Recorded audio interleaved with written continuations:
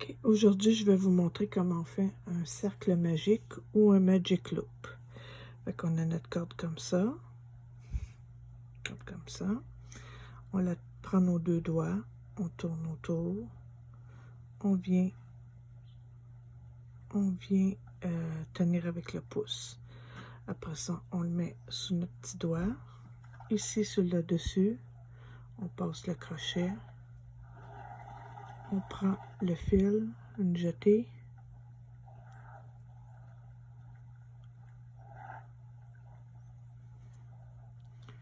Puis ici, je le fais plus comme ça. Ok, fait qu'on doit tourner deux fois.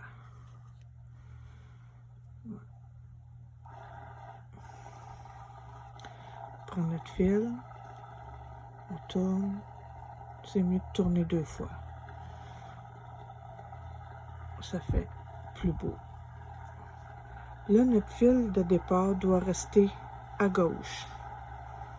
Parce que il faut qu'il fasse comme une loupe. Il faut qu'il fasse comme s'en aller. Fait que si on veut qu'il fasse cette action-là, il faut qu'il suive le côté gauche. Donc, je reprends mon fil dans mon petit doigt, mon index.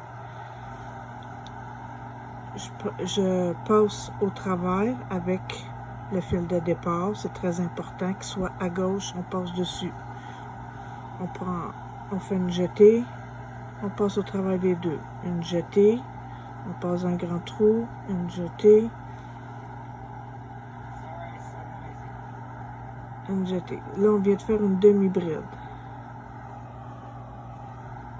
C'est pas grave, même si ça fait du bruit. Ça, c'est une demi-bride. Mais c'est pas ça que je veux faire, je me suis trompée.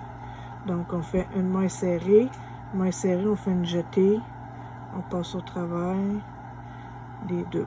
Une jetée dans le grand trou. On passe dans le trou, une jetée, une autre jetée, on passe à travers des deux. Là, si on trouve que notre trou est trop grand, on peut le rapetisser un petit peu comme ça. Là, on reprend notre chose, notre fil dans nos mains. Vous pouvez le tenir comme ça, vous pouvez le tenir comme ça, vous pouvez le tenir comme vous voulez.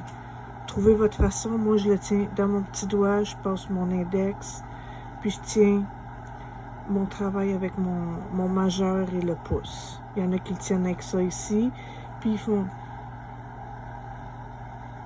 Eux autres, ils tiennent comme ça, puis... c'est difficile pour moi, parce que je suis pas capable. Moi, je suis pas capable de le faire de même. Moi, j'aime mieux avec mon index. J'ai plus grande place pour venir chercher mon